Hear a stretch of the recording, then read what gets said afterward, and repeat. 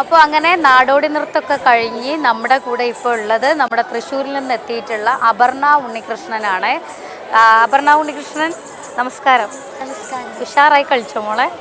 ഉഷാറായി കളിച്ചു അല്ലേ? എന്തായിരുന്നു മോളുടെ നാടോടി നൃത്തത്തിൻ്റെ ആശയം, പ്രമേയം? വയനാട്ടിലത്തെ കഥ. വയനാട്ടിൽ എന്ത് കഥയായിരുന്നു? ഭക്ഷണമൊന്നും കിട്ടാണ്ടിരിക്കണ ഒരു കാട്ടുവാസിയുടെ കഥയായിരുന്നു അല്ലേ? നമ്മുടെ മധുവിനെ പോലത്തെ അതാണോ? അറിയോ?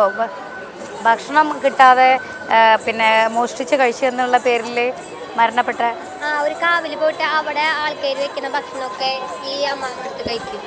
എന്നിട്ട് കഴിച്ചിട്ട് അവിടുത്തെ ദേവിയുടെ ആ ഒരു ശക്തി അമ്മക്ക് കിട്ടും. അതാണ് സംഗതി അല്ലേ? എന്തെന്നായാലും മോൾ അടിപൊളിയായി കളിച്ചിട്ടുണ്ടാവും അല്ലേ? ഉഷാറായിട്ട് കളിച്ചിട്ടില്ലേ? വേറെ ഏതെങ്കിലും ഐറ്റം ഉണ്ടായിരുന്നോ? ഇല്ല. ഇനി ഏതെങ്കിലും ഉണ്ടോ? ഇന്ന് തിരിച്ചു പോവോ നിങ്ങള്? ഇന്ന് തിരിച്ചു പോകും അല്ലേ? എന്തെന്നാലും മോൾക്ക് എല്ലാവിധ ആശംസകളും നേരെയാണ്. അടിപൊളിയാക്കുക. ഇനി മുന്നോട്ടും നാടോടി നൃത്തങ്ങളൊക്കെ ആയിട്ട് നമ്മുടെ സംസ്ഥാന കലോത്സവത്തിലേക്ക് വരിക.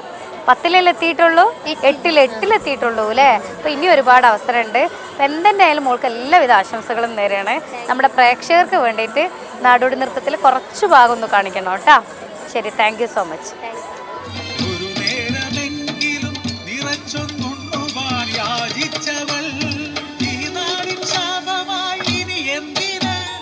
പരിഹസിച്ചവളെ ഇറക്കി വിട്ടു, ചുരം താണ്ടി കാട്ടില്ല ഭയം തേടി ഈ കാട്ടിലെ കാവിൽ ഒളിച്ചിരുന്നു.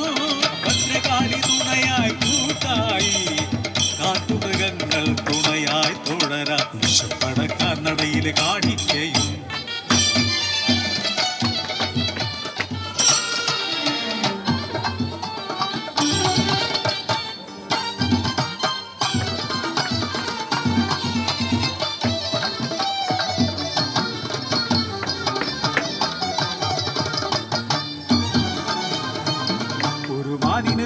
ോടി ഒരു സിംഹമായ വളരറി, അതുവഴി വന്നവർ അത്ഭുതമോടെ നോക്കി നിന്നു. ഈ യൗവനം എത്ര വശ്യമെന്നോ